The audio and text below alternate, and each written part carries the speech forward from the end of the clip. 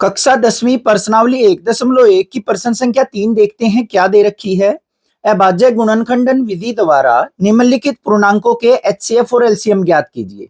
हमें यहाँ पे कुछ पूर्णांक दे रखे हैं जिनके हमें गुणनखंड विधि द्वारा एचसीएफ और एलसीएम ज्ञात करने हैं। दो संख्याओं का एचसीएफ एलसीएम तो हम सीख चुके हैं। अब तीन संख्या अगर हमें दे रखी हो तो उनका एलसीएम एचसीएफ कैसे निकाला जाता है, चलिए देखते हैं। सबसे पहले भाग के अंदर हमें संख्या क्या दे रखी है, हमें दे रखा है 12, 15 और 21। 12, 15 और 21। तो सबसे पहले हम यहाँ पे क्या करेंगे, अभाज्य गुणनखंड ज्ञात कर लेंगे तीनों संख्याओं के। तो 12 के सबसे पहले अभाज्य गुणनखंड देखते हैं। 2 पे भाग जाएगा 2 छिक 12, फिर 2 पे भाग जाएगा 2 तिया 6, फिर 3 पे जाएगा 3 एकम 3। फिर 15 के देखते हैं अभाज्य गुणनखंड क्या आएंगे हमारे। 15 2 से तो भाग नहीं होगा, तो हम किससे भाग करेंगे, 3 से। 3 से भाग किया 3 पंजे 15, फिर 5 को 5 से भाग किया 5 एकम 5। फिर 21 को देखते हैं किस पे जाएगा, 3 पे। 3 सते 21, फिर 7 से भाग होगा 7 एकम 7। तो हमारे जो अभाज्य गुणनखंड आ गए वो क्या आ गए, 12 के गुणनखंड। 2 कितनी बार है, 2 बार, तो इसको लिख लेंगे 2 की घात 2 गुना में 3। 15 के गुणनखंड क्या आए हैं, 3 गुना में 5। और 21 के जो गुणनखंड आए हैं प्यारे बच्चों वो क्या आए हैं, 3 गुना में 7। ये हो गए हमारे अभाज्य गुणनखंड। अब हमें इनका एलसीएम और एचसीएफ लिखना है। बिल्कुल आसान है, किस प्रकार से लिखेंगे ध्यान से देख लो। ये एलसीएम हो गया, ये एचसीएफ। एलसीएम क्या होता है हमारा, लोवेस्ट कॉमन मल्टीपल, या फिर हम क्या कह सकते हैं, महत्व समापवर्तक। अब यहां पे देखो हमें क्या करना है, जो भी हमारे पास साझा यहाँ पे गुणनखंड हो उसकी सबसे ज्यादा सबसे बड़ी घात हमें यहाँ पे लेके चलनी है।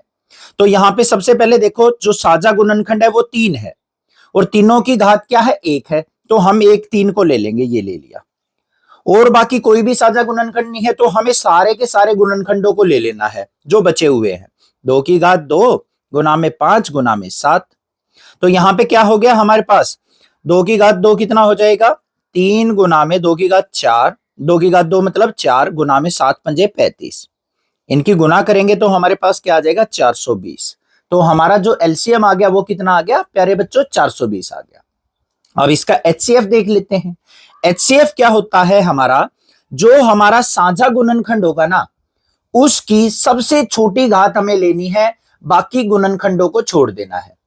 ओनली एंड ओनली हमें क्या करना है, केवल एंड केवल कि जो भी साझा गुणनखंड होगा बच्चों उसी की सबसे छोटी घात लेनी है। साझा गुणनखंड क्या है, 3। छोटी घात क्या है, 3 की घात 1। तो यहाँ पे 3 की घात 1 मतलब 3। तो हमारा एचसीएफ जो है 3 आ गया, एलसीएम जो है 420 आ गया। समझ में आ गया। इसके दूसरे भाग को देखते हैं। दूसरे भाग में हमें क्या संख्याएं दे रखी हैं, बिल्कुल आसान है दूसरा भाग भी। दूसरे भाग में संख्याएं हैं हमारे पास 17, 23 और 29, ये दे रखे हैं। अब ध्यान से देखोगे तो बच्चों 17, 23 और 29 तीनों की तीनों क्या है, अभाज्य संख्याएं हैं।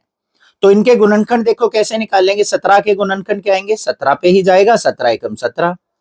23 के गुणनखंड निकालेंगे तो 23 के पहाड़े पे जाएगा, 23 एकम 23। 29 के देखेंगे तो क्या आएगा, 29 पे ही जाएगा, 29 एकम 29। तो यहाँ पे 17 के गुणनखंड क्या आ गए, 17 गुना में 1। और 23 के गुणनखंड क्या आ गए, 23 गुना में 1। और हमारे 29 के गुणनखंड क्या आ गए प्यारे बच्चों, 29 गुना में 1। ठीक है। अब एलसीएम देख लो कैसे लिखेंगे और एचसीएफ। सबसे पहले ध्यान से देखो बच्चों, यहां पे कोई भी साझा गुणनखंड नहीं है। ठीक है, तो हमें बड़ी घात और छोटी घात से तो कोई मतलब नहीं रहा। फिर हमें क्या करना होता है, एलसीएम के अंदर सभी गुणनखंडों को लेना होता है। तो यहाँ पे क्या लिया जाएगा, 17 भी ले लेंगे, 23 भी ले लेंगे और 29 भी ले लेंगे। 17, 23 और 29 की गुना करेंगे तो 11,339 आ जाएगा। अब बात करें एचसीएफ की, यहां पे कोई भी साझा गुणनखंड नहीं है। कौन सा गुणनखंड साझा है, 1। तो हमें एचसीएफ के अंदर तो बस साझा गुणनखंड ही लेना होता है। तो कोई भी अगर गुणनखंड साझा ना हो तो हमें 1 को साझा मानना है। तो यहाँ पे हमारा एचसीएफ क्या हो जाएगा, 1 हो जाएगा। और ये हमारा क्या हो जाएगा प्यारे बच्चों, उत्तर हो जाएगा। आ गया समझ में, कोई दिक्कत नहीं होनी चाहिए। अब तीसरे भाग को देखते हैं। तीसरे भाग में हमें संख्याएं क्या क्या दे रखी हैं। 8 दे रखा है, 9 दे रखा है और 25 दे रखा है। ये लिख लिए हमने। सबसे पहला काम क्या होगा, तीनों के अभाज्य गुणनखंड निकाल लेते हैं। 8 के गुणनखंड निकालो, किस पे जाएगा, 2 पे, 2 चौके 8, फिर 2 पे जाएगा 2 दूनी 4, फिर 2 पे जाएगा 2 एकम 2, फिर 9 के देख लो, किस पे जाएगा, 3 पे, 3 तिया 9, फिर 3 पे जाएगा 3 एकम 3, फिर 25 के निकाल लेंगे। 25 के किस पे जाएगा, 5 पे, 5 पंजे 25, फिर 5 पे जाएगा 5 एकम 5। तो 8 के गुणनखंड क्या है, 2 कितनी बार है, 3 बार, तो 2 की घात 3। गुना में 1 लिखना चाहो तो लिख सकते हो, नहीं तो छोड़ भी सकते हो। 9 के गुणनखंड क्या है, 3 की घात 2 गुना में 1। 25 के गुणनखंड क्या है प्यारे बच्चों, 5 की घात 2 गुना में 1। ये हमारे पास गुणनखंड आए हैं। अब यहाँ पे एलसीएम और एचसीएफ देख लो, इनका कैसे लिखेंगे। मेरे से पहले लिखने की ट्राई करो, आपको अगर आ गया है समझ में। ध्यान से देखो बच्चों, कोई भी यहाँ पे गुणनखंड साझा नहीं है, एक है, बस एक को छोड़ देते हैं एलसीएम में। तो यहाँ पे हमें क्या करना है, इन सभी को लेके चलना पड़ेगा। 2 की घात 3 को भी ले लिया, 3 की घात 2 को भी ले लिया और 5 की घात 2 को भी ले लिया। 2 की घात 3 मतलब 8, 3 की घात 2 मतलब 9, गुना में 5 की घात 2 मतलब 25।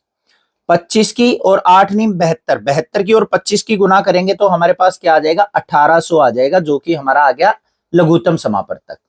अब महत्तम समापवर्तक। लघुत्तम समापवर्तक निकालना है तो हमें साझा गुणनखंड देखना है। यहाँ पे कोई भी साझा नहीं है तो हमें क्या करना है, एक को साझा देखना है। एक यहाँ पे साझा है तो एक हमारा क्या हो जाएगा, यहाँ पे एचसीएफ हो जाएगा और ये उत्तर हो गया। समझ में आ गया पर्सन। चैनल को सब्सक्राइब, वीडियो को लाइक जरूर करना, ज्यादा से ज्यादा अपने फ्रेंड्स में शेयर करना। Thank you students for watching this video.